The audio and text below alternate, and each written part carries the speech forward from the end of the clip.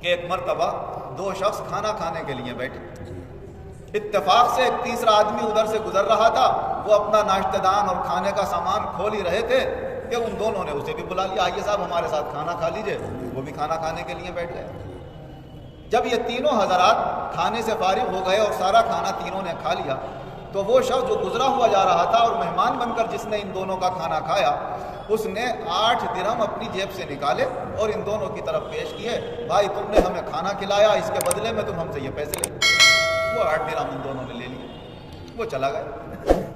جب آپس میں درہم بانٹنے کا وقت آیا اور تقسیم کرنے لگے تو دونوں میں اختلاف ہونے لگا۔ ایک شخص کی اس میں سے 5 روٹیاں تھیں، ایک کی 3 روٹیاں تھیں۔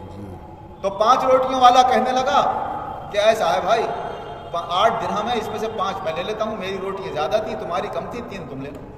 صاحب یہ کیا بات ہے؟ کھائی تو سب نے بیٹھ کے برابر سے ہے، لہٰذا حصہ بھی برابر سے ہوگا، 4 درہم میں لوں گا، 4 تم لو۔ جھگڑا ہونے والا تھا۔ حضرت علی کرم اللہ وجہہ کو بلایا گیا کہ صاحب حضرت علی اگر فیصلہ کر دیں گے، ہمیں مطمئن کر دیں گے تو ہم مان لیں گے۔ حضرت علی تو حساب کے ایسے ماہر تھے، پوچھا کیا بات ہے؟ کہا صاحب 5 روٹیاں ان کی تھی، 3 ان کی تھی، ایک مہمان گزرا ہوا جا رہا تھا، ہم تینوں نے بیٹھ کے کھا لی، وہ 8 درہم دے کر گیا ہے، میں کہہ رہا ہوں 5 میں لوں گا، 3 ان کو دے دوں، تو یہ کہہ رہے ہیں صاحب 4 میں لوں گا، 4 تم لو۔ حضرت علی نے اس سے فرمایا 3 ملنا ہے، لے لو، خیریت سے فائدے میں ہو، ورنہ تمہیں 1 ملے گا، اسے 7 ملے گا۔ ارے صاحب آپ کو تو انصاف کے لیے بلایا تھا، آپ نے تو اور میرے کم کر دی۔ کہا مجھے حساب سے مطمئن کر دو، میں مان لوں گا، 1 ملے گا تو 1 ہی لے لوں گا، مگر میرا دل ماننا چاہیے، مطمئن ہونا چاہیے۔ تو مان لو، سنو۔ کہا 5 روٹی تمہاری تھی، 3 ان کی تھی، کھانے والے 3 آدمی تھے۔ اب یہ تو پتہ نہیں کس نے کم کھایا کس نے زیادہ کھایا، یہ مان لو تینوں نے برابر کھایا، اور ہر روٹی کے 3 ٹکڑے کر دیں تو 8 × 3 = 24 ٹکڑے ہو جائیں گے۔ سب نے برابر ٹکڑے کھائے تو 8 ٹکڑے انہوں نے کھائے، 8 اس مہمان نے کھائے، 8 تم نے کھائے۔ اب 3 روٹیوں پہ تمہاری بتاؤ کتنے ٹکڑے ہوئے؟ 3 × 3 = 9، ہر روٹی کے 3 ٹکڑے کے ساتھ 9 ٹکڑے ہوئے۔ کہا 9 میں سے 8 تو تم نے کھا لیے، اس نے 1 ہی تو کھایا تمہارے اس نے۔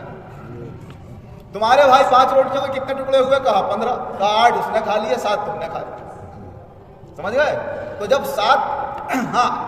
8 تم نے کھائے، 8 اس نے کھا لیے، تمہارے ہوئے 15، تو 8 ٹکڑے اس نے تمہارے کھائے، 7 ٹکڑے تمہارے کھائے۔ ہاں 8 تو تم کھا گئے، 7 اس نے، 1 ان کا کھایا، 7 تمہارے کھائے، لہٰذا 7 درہم تمہارے بنتے ہیں اور 1 درہم ان کا بنتا ہے۔ تو آ گیا اس کی سمجھ کہ صاحب جب 8 ٹکڑے کھائے تو ظاہر ہے میرے 9 ٹکڑے تھے، میرے جب 8 میرے پیٹ میں آ گئے تو میری طرف پاس سے تو 1 ہی گیا، اس کے 15 ٹکڑے تھے، اس نے اپنے 8 کھا لیے، تو 15 میں سے اس کے تو 7 گئے، جب اس کے 7 گئے تو ہر ٹکڑے کا 1 درہم بن رہا ہے، لہٰذا 7 درہم اس کے بن رہے ہیں، 1 درہم تمہارا بن رہا ہے۔ تو اس نے خوشی لیا تھا میرا 1 بن رہا ہے، مگر دل تو اطمینان سے ہو گیا، مجھے 1 ہی چاہیے، تو وہ 1 پر راضی ہو۔